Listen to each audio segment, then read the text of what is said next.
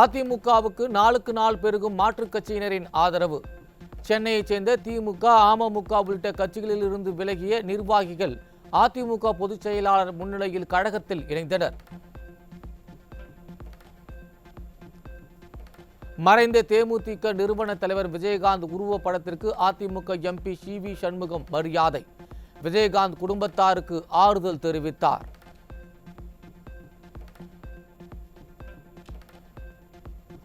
ஆரம்ப கோரிக்கைகளை வலியுறுத்தி 2 நாட்களாக நடைபெற்று வந்த போக்குவரத்து ஊழியர்களின் போராட்டம் ஒத்திவைப்பு.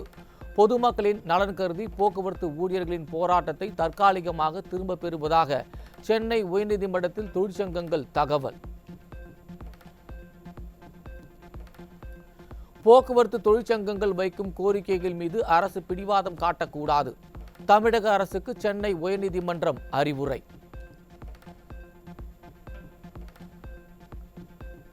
வேலை நிறுத்தத்தில் ஈடுபட்ட போக்குவரத்து ஊழியர்கள் மீது ஒழுங்கு நடவடிக்கை எடுக்கக்கூடாது. தமிழக அரசுக்கு சென்னை உயர்நீதிமன்றம் உத்தரவு. வரும் 19ஆம் தேதி நடத்தப்படும் பேச்சுவார்த்தையில் கோரிக்கைகளை விடியா அரசு நிறைவேற்றாவிட்டால் வரும் 20ஆம் தேதி மீண்டும் வேலை நிறுத்தம் போராட்டம் நடைபெறும்.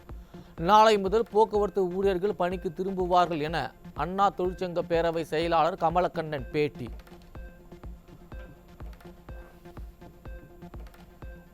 கடலூரில் தற்காலிக ஓட்டுநர் ஓட்டிய அரசு பேருந்து கார் மீது மோதி விபத்து. தற்காலிக ஓட்டுநர்களை வைத்து அரசு பேருந்துகளை இயக்குவதால் 2வது நாளாக தொடரும் விபத்துகள்.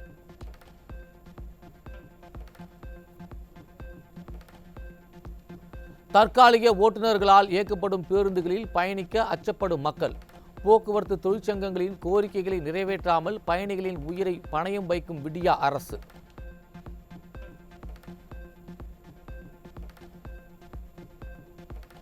அதிமுக ஆட்சி காலத்தில் போக்குவரத்து தொழிலாளர்களுக்கும் ஓய்வு பெற்றவர்களுக்கும் அகவிலைப்படி உயர்வுடன் ஓய்வூதிய தொகையை சேர்த்து வழங்க உறுதி அளிக்கப்பட்டதை நீதிமன்றத்திற்கு சென்று தடுத்ததே திமுகவின் தோமுசா தொழிற்சங்கம்தான்.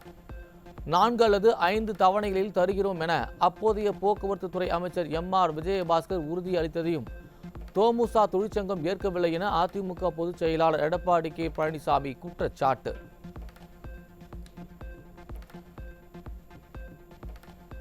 கடந்த 2020ஆம் ஆண்டு கொரோனா பெருந்தொற்று காலத்திலும் போக்குவரத்து தொழிலாளர்களின் நலன் கருதி முழு ஊதியத்தை வழங்கியதுதான் அதிமுக அரசு. சுமார் 8 மாதங்கள் பேருந்துகள் இயக்கப்படாத நிலையிலும் தீபாவளிக்கு 10% போனஸை வழங்கியதாகவும் முன்னாள் முதலமைச்சர் எடப்பாடி கே. பழனிசாமி பெருமிதம்.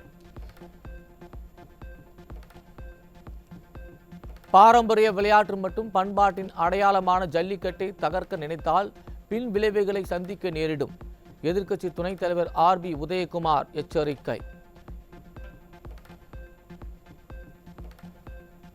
ஓரின சேர்க்கையாளர் இருவரிடையே ஏற்பட்ட தகராறில் ஒருவரை கொலை செய்துவிட்டு மற்றொருவர் தூக்கிட்டு தற்கொலை. சென்னை நொளம்பூரில் பரபரப்பு சம்பவம்.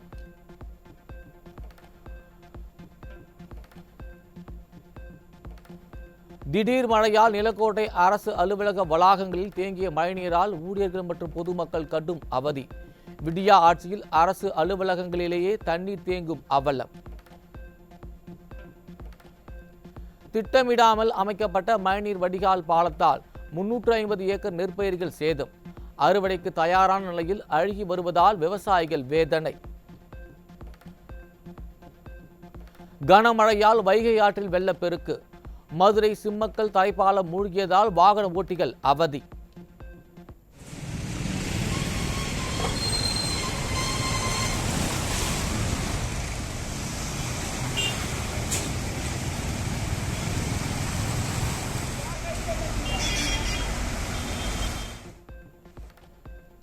கிளாம்பாக்கம் பேருந்து நிலைய செயல்பாடுகளை நிர்வகிக்க மாவட்ட வருவாய் அதிகாரி, துணை ஆட்சியர், அதிகாரிகள் என நீண்டு கொண்டே போகும் லிஸ்டால் தலை சுற்றி நிற்கும் மக்கள்.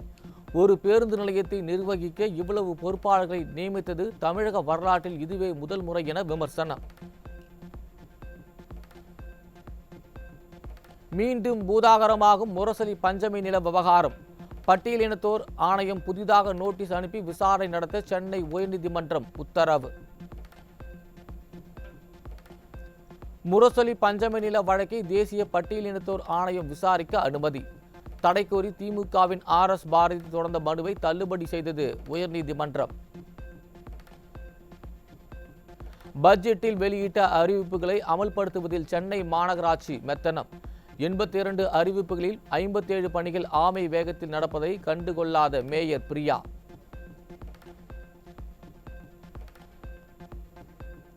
சென்னையில் வியாபாரிகளிடம் அடாவடி வசூலில் ஈடுபட்ட திமுக கவுன்சிலரின் கணவர். அராஜகத்தில் ஈடுபட்டவர் மீது நடவடிக்கை எடுக்காமல் பெண் கவுன்சிலரை கட்சியிலிருந்து தற்காலிகமாக நீக்கினால் போதுமா என விடியா அரசுக்கு மக்கள் கேள்வி. நீர்பிடிப்பு பகுதிகளில் பெய்த கனமழையால் தேனி மாவட்டம் வைகை ஆற்றில் வெள்ளப்பெருக்கு. மயிலாடும்பாறை கிராமத்தை வெள்ளம் சூழ்ந்ததால் மக்கள் அவசரமாக வெளியேற்றம்.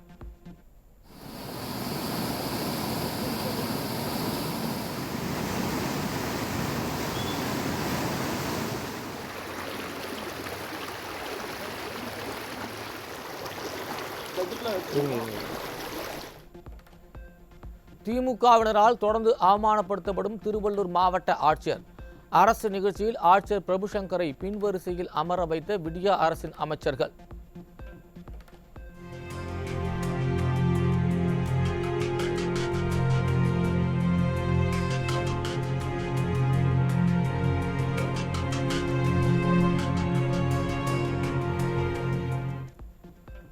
திருத்தணி அரசு மருத்துவமனையில் காயமடைந்தவருக்கு சிகிச்சை அளிக்காமல் மருத்துவர்கள் அலைக்கழிப்பு.